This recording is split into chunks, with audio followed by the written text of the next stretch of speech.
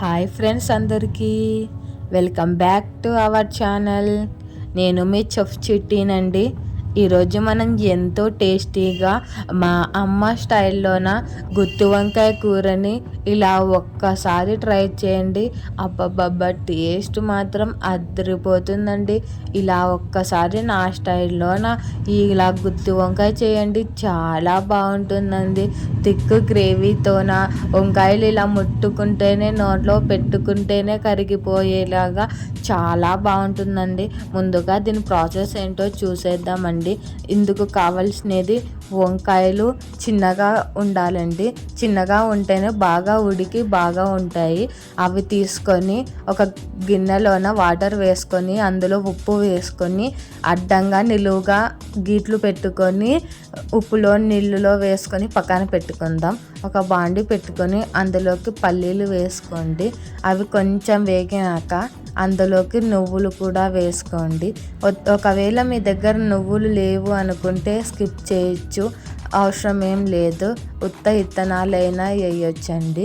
So అలా వేసుకొని 2 నిమిషాలు బాగా వేయించుకొని చల్లారనిచ్చి ఒక మిక్సీ జార్ తీసుకొని ఇవన్నీ వేసుకొని అందులోకి కొంచెం పసుపు, తగినంత ఉప్పు అండ్ అల్లం వెల్లుల్లి పేస్ట్ వేసుకొని, నేను ఇక్కడ అల్లం వెల్లుల్లి పేస్ట్ ఒక్కటి వేసుకుంటున్నాను.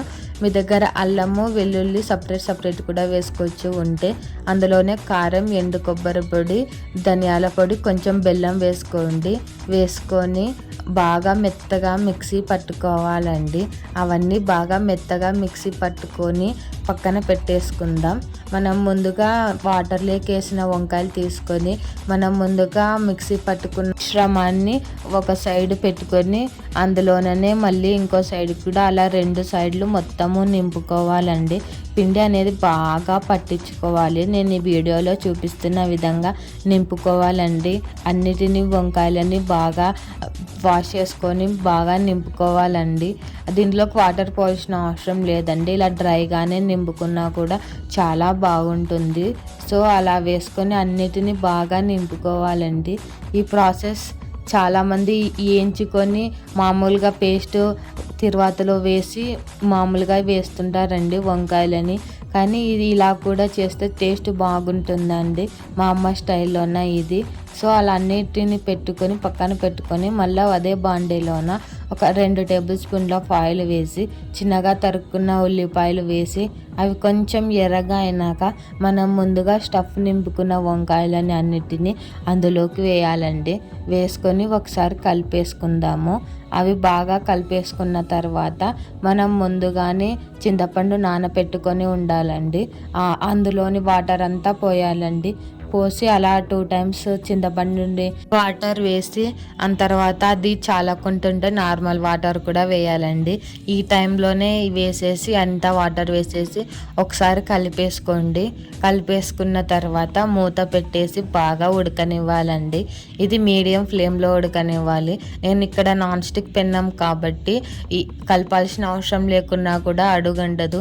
మీది నార్మల్గా బాలే అయితే ఖచ్చితంగా కలుపుకుంటూనే ఉండాలండి. లేకపోతే ఈ విత్తనాలు కాబట్టి అడుగంటే ఛాన్సెస్ ఉండే. ఇది చూస్తూ మధ్యలో చెక్ చేసుకుంటూ ఉండాలండి, లేకుంటే అడుగండిపోతుంది.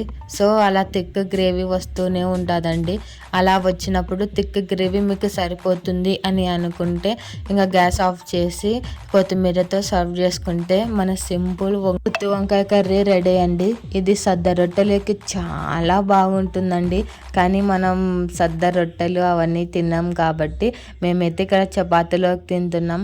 మనకి మామూలుగా అయినా చపాతీలోకైనా రొట్టెలేకైనా రైస్ లేకైనా కూడా ఈ కాంబినేషన్ చాలా బాగుంటుందండి. ఒకసారి మీరు కూడా ఈ టైప్లో చేయండి. ఈ గుత్తి వంకాయ కూరని కూడా ఎన్నో విధాలుగా చేస్తూ ఉంటారు, కానీ ఇలా నా స్టైల్లో కూడా ఒకసారి ట్రై చేయండి, బాగుంటుంది. ఇందులోకి బెల్లం వేసింటాం కాబట్టి ఇంకా బాగుంటుందండి టేస్ట్ బాగా. సో ఇలా ఒకసారి మీరు ఇంట్లో కూడా ట్రై చేసి మీకు ఎలా వచ్చిందో ట్రై చేసి కామెంట్ చేయండి నా ఛానల్లోన. ఈ వీడియో మీకు నచ్చినట్లయితే లైక్ చేయండి, షేర్ చేయండి, సబ్స్క్రైబ్ చేయండి. Thanks for watching this video. Subscribe my channel.